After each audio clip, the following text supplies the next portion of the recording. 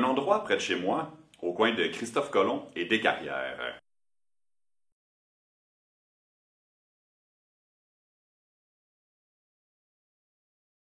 C'est une grande surface asphaltée. Les voitures, où elles passent, ça fait en sorte qu'il y a un gros trou au milieu d'asphalte qui n'est jamais utilisé, ni par les piétons, ni par les cyclistes, ni par les voitures. Il y a plein d'idées qui me viennent en tête quand je vois ce morceau-là. On pourrait planter des arbres, là, on pourrait l'arranger, on pourrait faire un mini-jardin pour de l'agriculture urbaine. Il y a plein d'idées possibles à faire. On pourrait mettre une statue, un monument, on pourrait mettre une œuvre artistique. Près de chez vous, j'imagine qu'il y a des endroits comme ça, peut-être dans un parc, où vous avez des idées, vous dites on pourrait faire ça, on pourrait mettre un module de jeu pour enfants, on pourrait agrandir le module de jeu pour enfants. Comment est-ce qu'on va prendre des décisions de façon plus large dans nos collectivités pour des projets? Est-ce qu'on va être consulté? Est-ce que des gens autres que nous vont prendre des décisions? C'est le thème de la participation citoyenne. En 1969, Sherry Arenstein développe un modèle très intéressant. Sherry, un instant, Sherry comme ça. Sherry Arenstein nous dit une chose très importante, la participation citoyenne est indissociable du pouvoir. Si on demande aux gens de participer, mais qui n'ont pas d'influence sur les décisions, d'influence réelle, ben c'est de la participation factice. Les étudiants français, pendant le mythique mai 68, nous ont donné l'affiche suivante.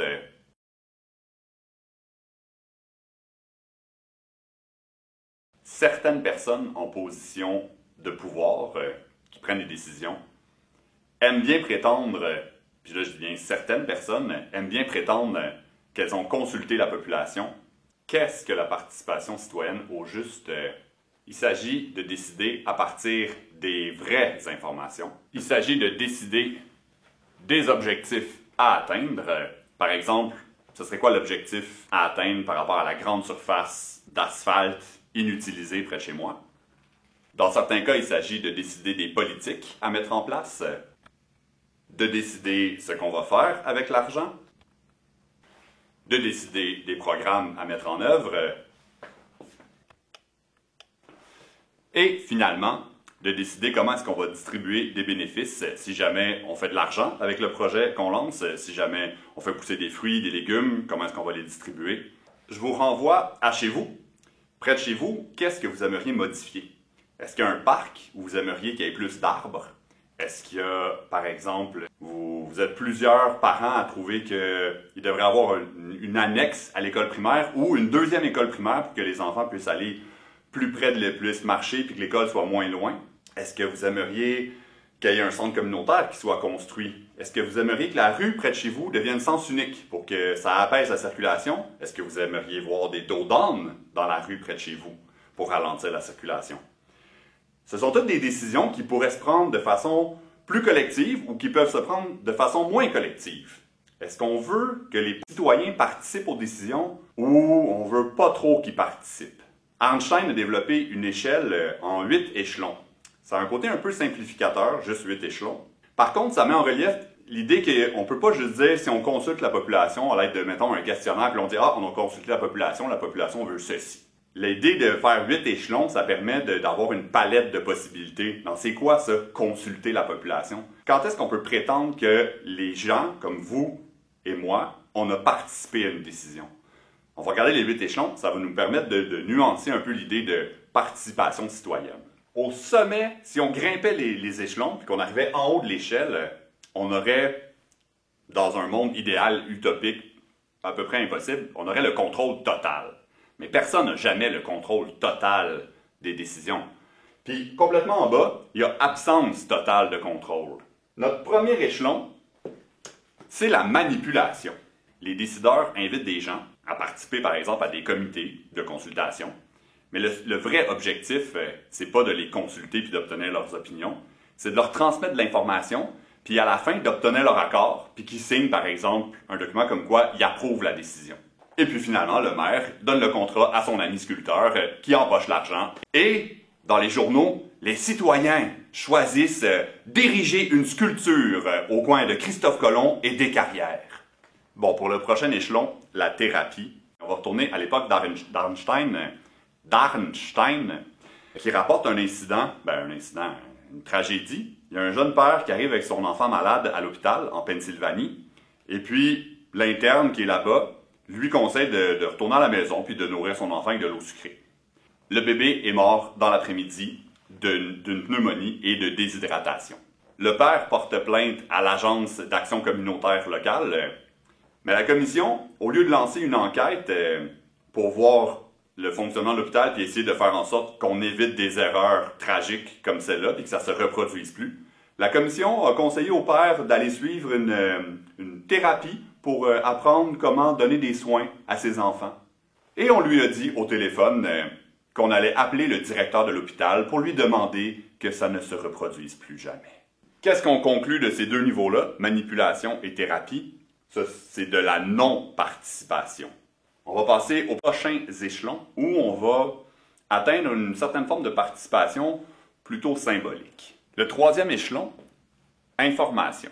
Trop souvent, ça va seulement dans un sens, c'est-à-dire que les gens qui ont le pouvoir donnent de l'information aux gens. Puis des fois, c'est de l'information qui est importante à connaître. Je vais utiliser encore un exemple d'Arnstein de 1968 environ. Ça se passe à Rhode Island, dans un quartier qui est à moitié blanc, à moitié noir.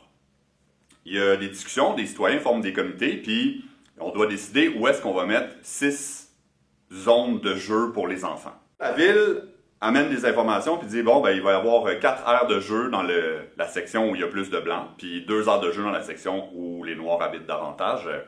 Puis là, il y a des représentants noirs qui disent comme pourquoi est-ce qu'il y en a 4 pour les blancs puis 2 pour les noirs?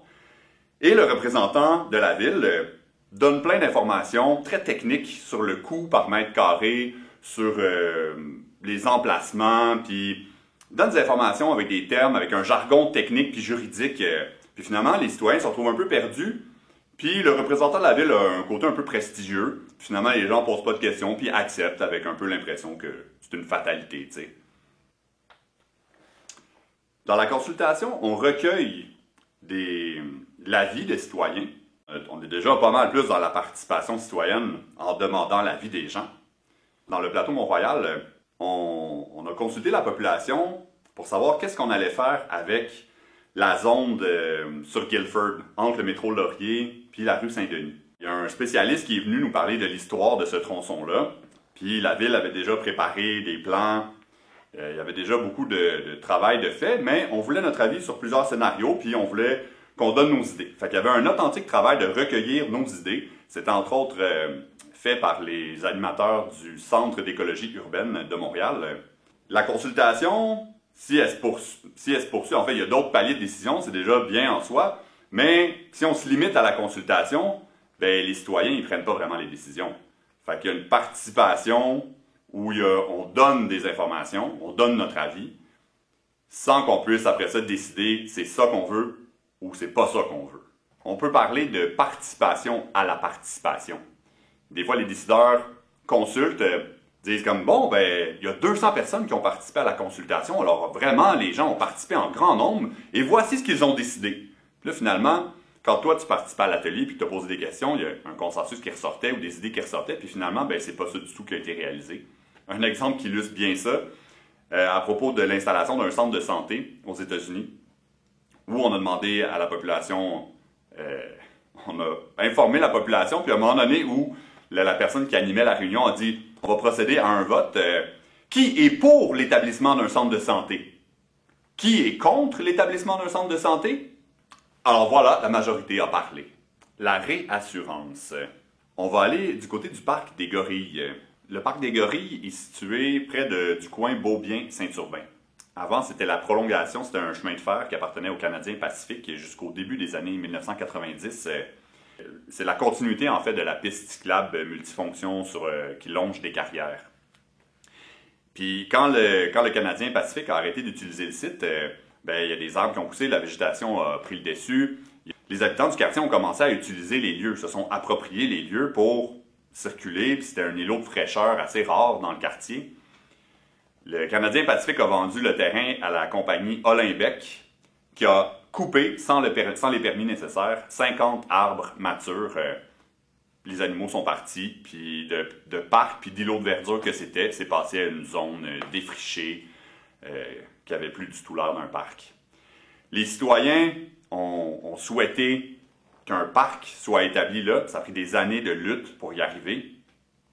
Et là, la ville intègre les citoyens dans un comité de co-construction du parc des gorilles qui va être aménagé dans les prochaines années. Ce comité-là, on va regarder différents scénarios, mais ici, on est à l'échelon de réassurance. Pour illustrer cet échelon-là, si la ville s'assure d'avoir une majorité de représentants de la ville dans le comité pour prendre des décisions, puis que les citoyens sont minoritaires, ça peut devenir « Ah, on discute ensemble, on prend les décisions en comité, mais on se retrouve à se faire réassurer dans nos décisions. » La ville se retrouve à dire comme « Ben oui, on a un comité pour décider. » Puis là, ben, les citoyens ont une participation qui n'est pas véritable, puis ils ne peuvent pas vraiment prendre des décisions parce qu'ils sont minoritaires dans le comité. Alors, ce serait l'échelon de la réassurance. Si on s'assure d'avoir une vraie participation, puis que les citoyens donnent leur mot, puis sont majoritaires dans le comité, ou ont un droit de veto pour dire non, nous, c'est pas ça qu'on veut, eh bien là, on passe aux prochains échelons de participation. On quitte la participation symbolique et on s'en va dans vraiment prendre le pouvoir. Dans le partenariat, on est en négociation. Les détenteurs officiels du pouvoir, par exemple la Ville de Montréal, le gouvernement du Québec ou le gouvernement du Canada, discutent puis prennent des décisions avec des citoyens. Ça se fait souvent sous forme de comité ou d'organisation où les gens sont réunis, puis où il y a véritablement un échange donnant-donnant et où chacun a vraiment un rôle dans la décision. Arnstein fait plusieurs constats sur les partenariats qui fonctionnent bien. S'il y a une base qui est très mobilisée dans la communauté, par exemple les citoyens qui luttent pour aménager le parc des gorilles, mais aussi beaucoup d'autres groupes de citoyens dans Rosemont-la-Petite-Patrie, quand ces citoyens-là s'organisent puis forment une base solide et assez puissante, il y a plus de chances qu'ils soient entendus ensuite puis que le partenariat fonctionne. Si les groupes de citoyens ont des ressources financières suffisantes pour payer les gens qui investissent beaucoup de temps puis qui reçoivent une rémunération, Arnstein constate que souvent, ça va être plus efficace comme partenariat. L'argent peut aller à des représentants ou des chefs, des fois officiels, mais l'argent, s'il y a assez de ressources financières, un des facteurs qui fait en sorte que le partenariat va bien marcher, c'est qu'on peut payer les frais de techniciens. Le groupe de citoyens peut engager lui-même ses techniciens, ses avocats, ses organisateurs et atteindre ses objectifs à l'aide de ses ressources financières. Dans le partenariat, on remarque qu'on est vraiment en présence d'une authentique participation citoyenne. Il y a plus encore. Dans la délégation de pouvoir, on donne carrément les ressources. La ville, qui a des ressources financières évidemment, qui viennent de nos taxes, de nos impôts fonciers. La ville donne une subvention, par exemple, à Solon. Solon est à la base un organisme fondé par des citoyens pour lancer des projets collectifs. La ville délègue certains pouvoirs de décision par rapport à des programmes à Solon. Finalement, imaginons que les amis du parc des gorilles atteignent le plus haut niveau dans l'échelle d'Arnstein, qui serait le contrôle citoyen. Les amis du parc des gorilles prendraient toutes les décisions et la ville ne pourrait pas mettre de veto. Il n'y aurait pas d'autres personnes que les gens du secteur autour du parc des gorilles. Alors, on a couvert l'échelle d'Arnstein qui est utile pour nuancer les différents niveaux de participation. Mais on a aussi d'autres éléments qui sont intéressants en participation citoyenne. Par exemple, c'est quoi les caractéristiques d'une organisation qui favorise la participation citoyenne, qu'on verra peut-être dans une autre capsule.